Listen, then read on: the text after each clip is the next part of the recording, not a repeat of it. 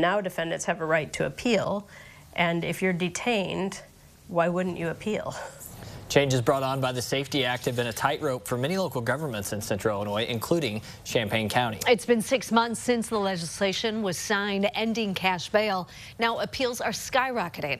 WCIA3's Jack Crum is live in our newsroom. Jack, so how does the Champaign County State's Attorney feel about that? Jennifer, I talked to Julia Reitz about some of the benefits and challenges her office has seen. Reitz told me although the Safety Act has resulted in some burdens, she doesn't believe it's as dramatic of a change as the people had feared 6 months ago.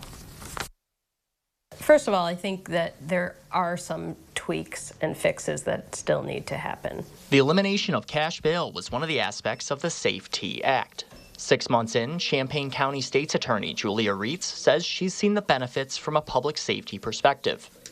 We are able to argue that somebody who committed a very serious offense and who has a history of criminality and a history of non-compliance with court orders, that person should be held without the ability to post cash bond. However, no cash bail was replaced with pretrial appeals. It allows defendants to appeal for release. An influx of appeals has been something Reitz's office has struggled with. This is a process that takes a lot more time, a lot more resources at the front end. The legislation didn't provide any additional funding to deal with the boosted resources required for all the pretrial hearings. Providing police reports and victim notifications earlier, along with an elongated hearing process, has put a major strain on court staff. It's a huge burden on my staff, on the public defender staff, on the court staff. Reitz says there are still some things that need to be addressed, starting with providing appellate courts the funding to hire the staff needed to handle the appeals. It's a question for those of us in the trenches doing this work on a day-to-day basis, how to make this fit within the confines of our resources.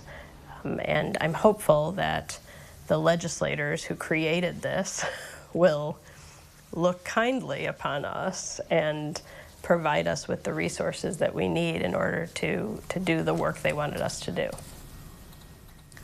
Reitz will speak more about the Safety Act at a webinar tomorrow for the Center of Effective Public Policy. Reporting live in the newsroom, Jack Crum, WCIA3, your local news leader. Jack, thank you so much. Now, the Illinois Supreme Court has also extended the order allowing hearings under the Safety Act to be remote when necessary. It'll be extended for 6 months and remain in effect until September 18th of this year. That will be 1 year since the Safety Act was implemented in Illinois.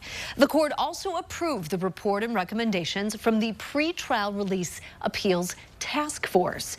Now, that was created back in January in response to the Safety Act. Since then, the task force has reviewed appeals and their impact on the caseloads of each of the 5 appellate court districts. Get this, the number of appeals went from an average of 17 to a projected 4,557. The task force has proposed amendments that are supposed to streamline the appeals process, all while ensuring a meaningful review of decisions to detain, release, or impose conditions of release in the pretrial setting.